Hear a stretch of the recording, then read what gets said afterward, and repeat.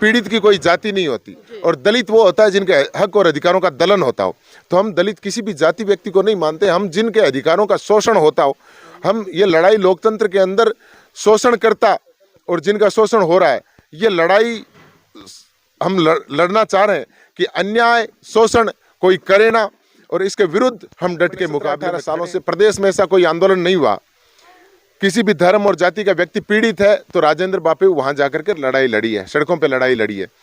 मैं किसानों की लड़ाई श्री डूंगरगढ़ का, चाहे बिजली विभाग का आंदोलन हो, चाहे उससे पहले 2007-8 का आंदोलन मेरे नेतृत्व में हुआ था।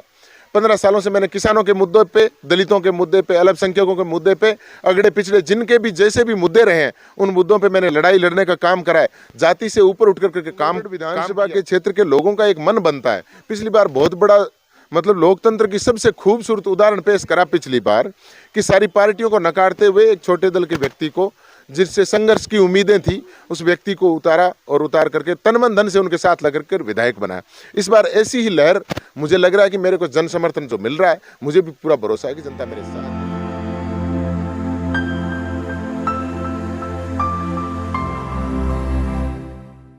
नमस्कार, आप देख रहे हैं NB न्यूज़ 24/7 नीलम बोध के साथ। और साथ ही जिस तरह से राजस्थान में लगातार चुनावी बिगुल बज रहा है और लगातार जिस तरह से तमाम नेता अपनी अपनी दावेदारी को प्रस्तुत कर रहे हैं, और हम देख रहे हैं कि तमाम नेता दमखम पूरा लगा रहे हैं, चाहे वो जनबल का हो या किसी भी तरह से हो, या जो सत्ता पक्ष में लोग हैं वो भी कहीं ना कहीं अपने आधार पर या अपने काम के आधार पर वोट मांग रहे हैं। लेकिन तमाम बहुत सारे लोगों की एक उम्मीद है कहीं ना कहीं कि एक ऐसा नेता उन्हें चाहिए जो उनके हितों के लिए काम कर सके। इसी कड़ी में आज हम पहुंचे हैं डूंगरगढ़ विधानसभा में, और डूंगरगढ़ विधानसभा में बहुत सारे गांव हैं, उसी में से एक सादासर गांव है जहां पर कि आज हम बहुजन समाज पार्टी के जो प्रत्याशी हैं राजेंद्र मेघवाल बापू जी, उनसे कुछ चर्चा करेंगे और जानना चाहेंगे कि आखिर किन मुद्दों को लेकर वो इस चुनाव में उतरे हैं। राजेंद्र जी, जानना चाहूँगी आखिर आपके मुद्दे क्या हैं इस चुनाव में?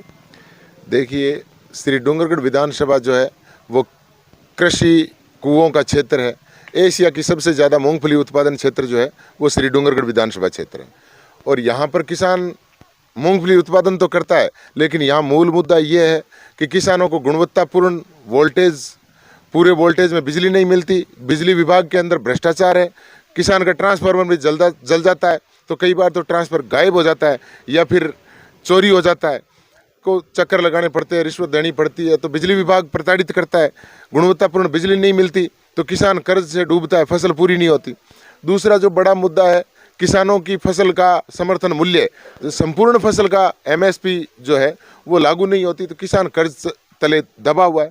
और यहाँ से अब तक के जो विधायक बने, उन विधायकों ने इन मुद्दों पे कभी कोई चर्चा नहीं करी, सदन के अंदर इस मुद्दों को नहीं उठाया कि बिजली मिले, बिजली विभाग की जवाबदेही हो, कितने दिनों में ट्रांसफार्मर जलता है तो कितने दिनों में ट्रांसफार्मर बदला जाए, ये जवाबदेही बिजली विभाग की बने।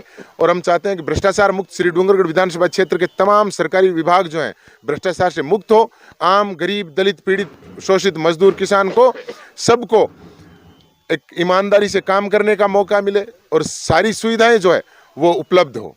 सर, ये भी जानना चाहूँगी, जिस तरह से हम देख रहे हैं खासकर जो दलित समाज से आने वाले नेता हैं, उन्होंने एक मुद्दा और इस चुनाव में बनाया, वो है जातिवाद का मुद्दा। क्योंकि कहीं ना कहीं राजस्थान जातिवाद का एक गढ़ है, और यहाँ पर हम देखते हैं कि लगातार आए दिन दूसरे तीसरे दिन एक ऐसी खबर सुनने को मिल जाती है कि एक दलित बेटी के साथ में अत्याचार हुआ है, दलित बच्चे को मतलब घड़ा छूने से मार दिया है, किसी को मूंछों रखने पर मार दिया है, किसी को घोड़ी चढ़ने पर मार दिया है। तो क्या ये मुद्दा नहीं है आप लोगों के लिए? क्योंकि जिस तरह की व्यवस्था है राजस्थान में, उससे आप आम जनता, खासकर जो दलित समाज से आने वाले लोग हैं, उनकी आवाज़ बने।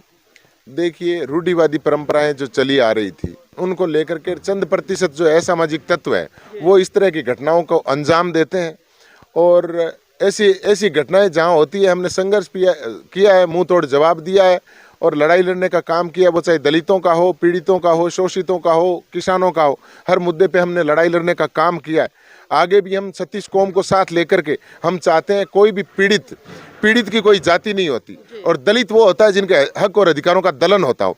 तो हम दलित किसी भी जाति व्यक्ति को नहीं मानते, हम जिनके अधिकारों का शोषण होता हो, हम ये लड़ाई लोकतंत्र के अंदर शोषणकर्ता और जिनका शोषण हो रहा है, ये लड़ाई हम लड़ना चाह रहे हैं कि अन्याय शोषण कोई करे ना, और इसके विरुद्ध हम डट के मुकाबले में खड़े हैं।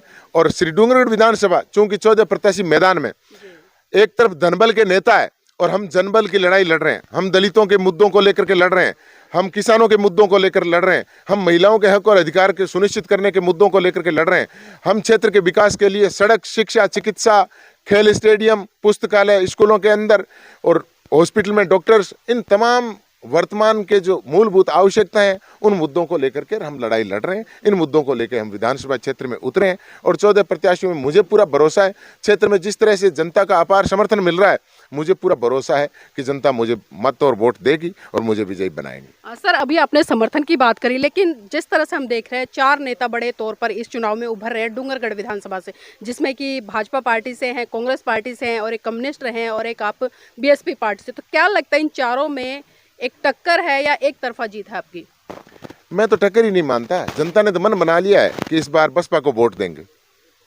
टक्कर में कोई है ही नहीं ना। जनता ने तो वोट दिया। तो पिछली बार जब श्री डूंगरगढ़ विधानसभा के क्षेत्र के लोगों का एक मन बनता है, पिछली बार बहुत बड़ा मतलब लोकतंत्र की सबसे खूबसूरत उदाहरण पेश करा पिछली बार कि सारी पार्टियों को नकारते हुए एक छोटे दल के व्यक्ति को, जिससे संघर्ष की उम्मीदें थी, उस व्यक्ति को उतारा और उतार करके तन मन धन से उनके साथ लग कर विधायक बनाया।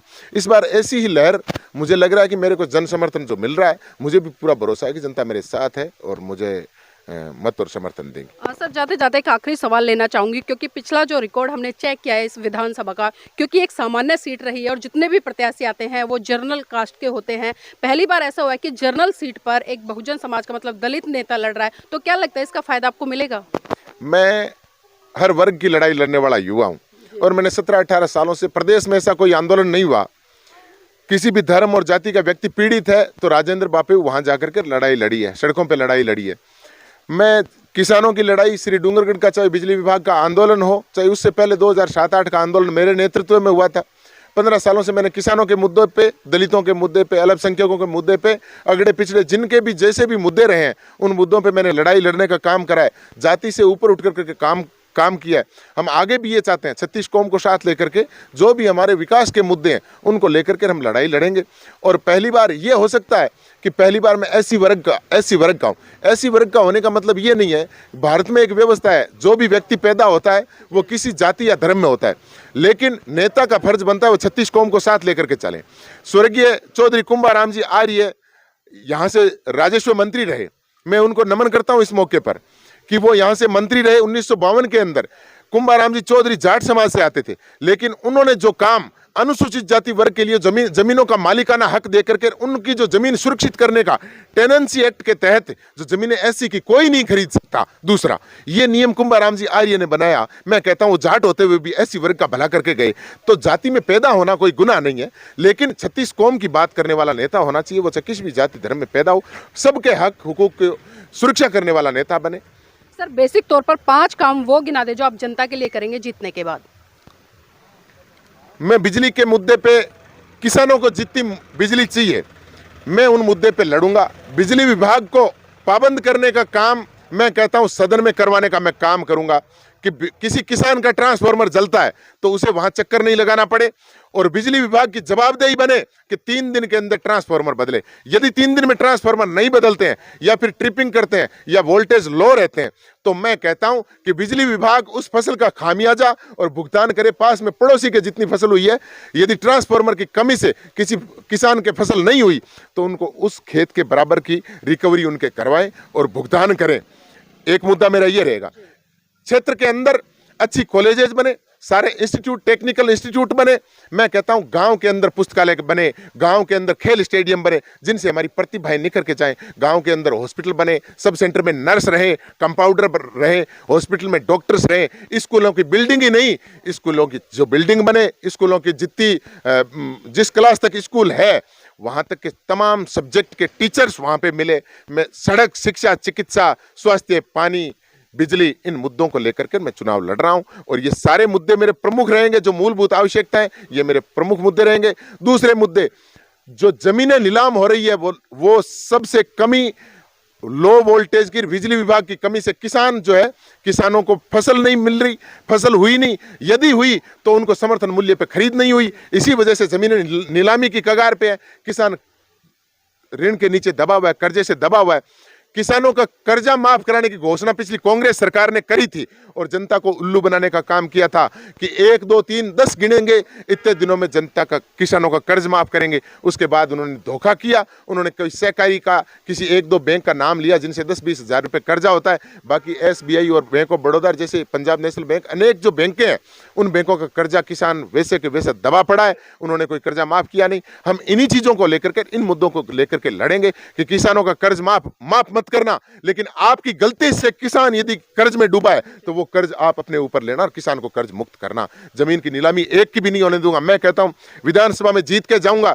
दूसरे ही दिन यदि सदन चला तो सदन के अंदर पहला मेरा लक्ष्य यह रहेगा कि किसानों की जमीन, सरकार की कमी से, कोई भी कमी से, फसल की कमी होती है, फसल के उत्पादन में कमी रहती है, तो ये कमी सरकार की है और सरकार की वजह से जमीन नीलाम हमारे किसान की हम नहीं होने देंगे। ये मेरा पहला और अंतिम मुद्दा ये रहेगा। जी, बहुत बहुत धन्यवाद सर हमारे साथ जुड़ने के लिए।